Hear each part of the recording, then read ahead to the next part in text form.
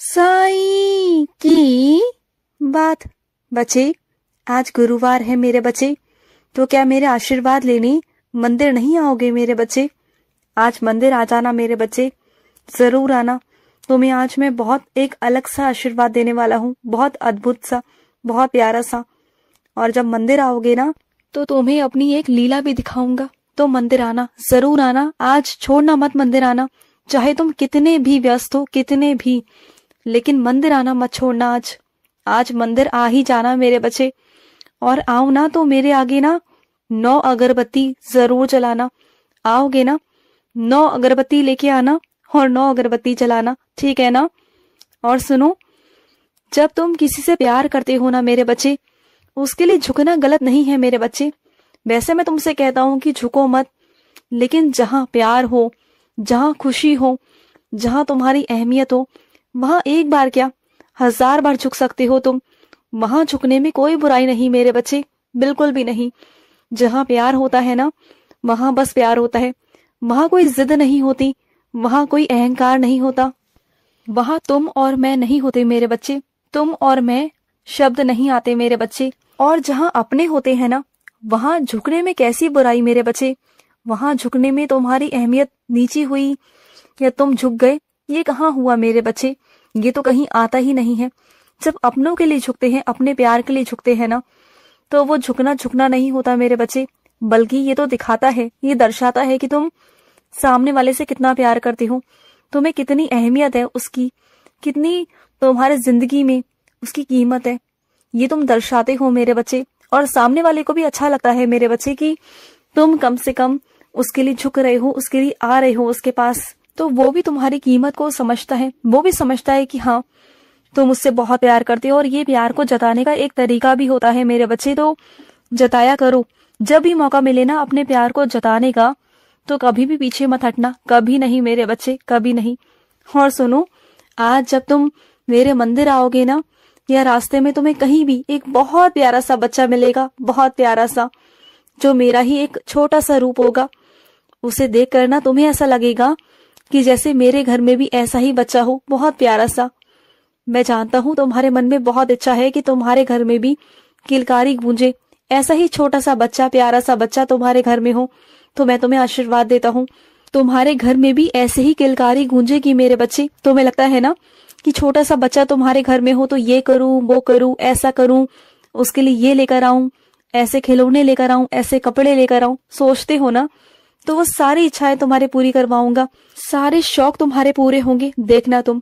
और सुनो, जब तुम 5 मिनट के लिए रोज अपनी आंखें बंद कर कर एकांत में मेरा नाम लोगे ना, मेरा जाप करोगे, मेरा सिमरन करोगे और गहरी गहरी सांस भरोगे, छोड़ोगे, तो तुम्हें देखना कि कितना सुकून मिलेगा तुम्हें। तुम ना धीरे धीरे कर कर 5 से 10 मिनट, 10 से 15 मिनट, 15 से 20 मिनट ऐसे रोजाना अपने अभ्यास के अनुसार बढ़ाते जाना।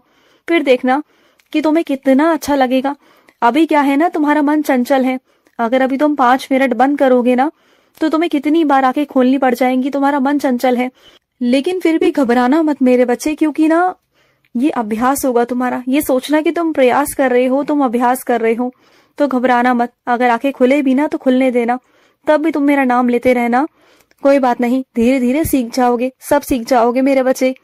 और सुनो, मैं अपने कुछ बच्चों से कहना चाहता हूँ, अपने आप को जितना हो सके ना व्यस्त रखने की कोशिश करो। क्योंकि क्या है ना, जब तुम खाली रहते हो तो इधर उधर की बहुत सोचते हो। जब किसी को बीमार देखते हो तो सोचते हो कि कहीं तुम ना बीमार पड़ जाओ। जब देखते हो कि सामने वाला परेशान है, या उसकी जिंदगी में कोई दुख है, उसकी जिंदगी में कोई कष्ट है, या उसके परिवार में कोई घटना घटित हो रही है, तो वही घटना तुम्हारे परिवार में ना घटित हो जाए, वही सब चीजें तुम्हारे साथ ना हो जाए। लेकिन ये पता है ये क्या है मेरे बच्चे? ये सब तुम्हारी नकारात्मक सोच है। जो तुम्हारे साथ घटित ही नहीं होने वाला, उसके बारे में सोच सोचकर परेशान क्यों होते हो? जिस सामने वाले की तुम देख रहे हो ना, वो उसके अपने कर्म है। तुम्हारे कर्म अलग हैं, उसके कर्म अलग है। अगर इस दुनिया में सबके कर्म एक जैसे होने लग गए, तो मेरे बच्चे फिर तो दुनिया ही बदल जाएगी, दुनिया ही पलट जाएगी मेरे बच्चे। तो सोचो इस बात को, सबके कर्म, सबका जीना मरना अलग अलग है मेरे बच्चे। सबका कर्म, सबकी जिंदगी अलग है। क्या तुमने कभी देखा है कि तुम्हारी जैसी जिंदगी है वैसे ही दूसरे की भी हो? ऐसा नहीं होता।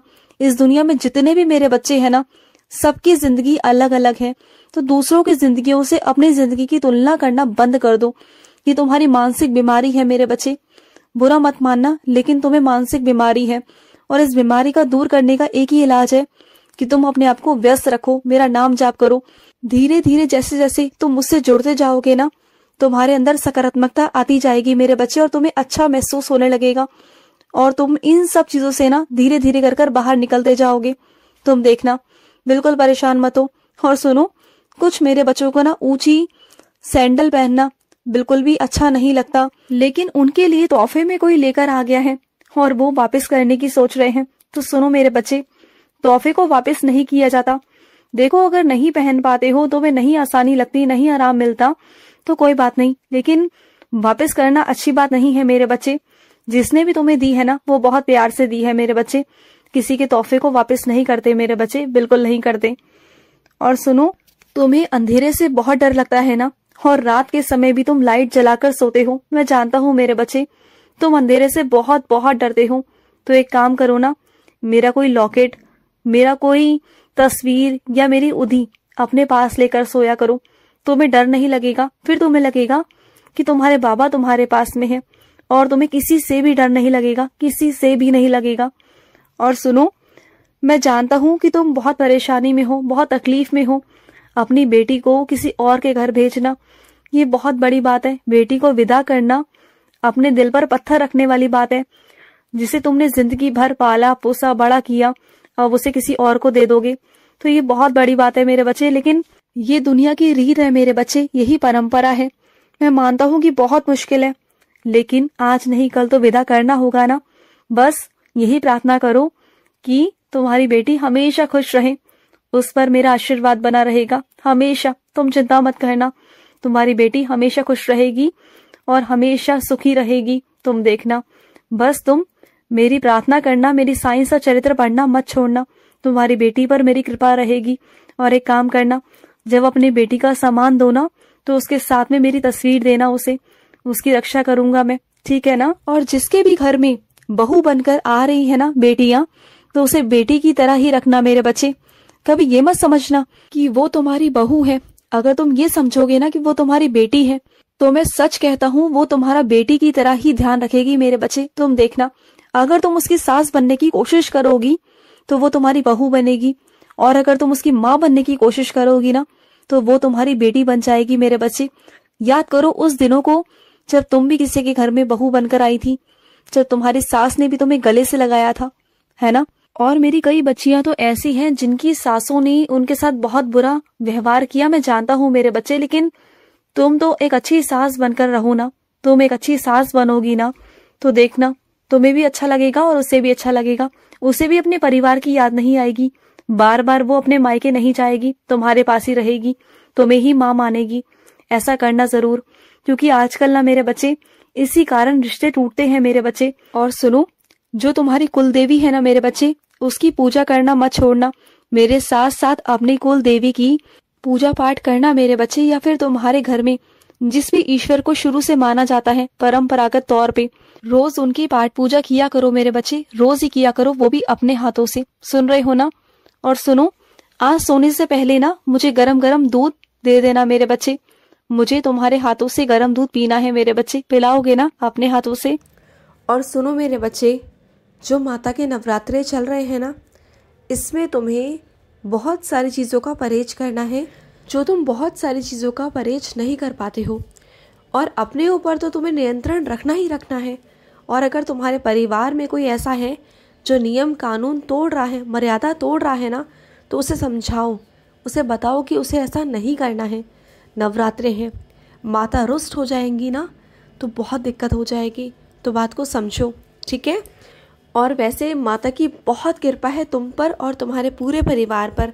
और कृपा चाहते हो ना, तो बस नियम कानून का ध्यान रखना, ठीक है। खुश रहो। आज का साई संदेश समाप्त हुआ।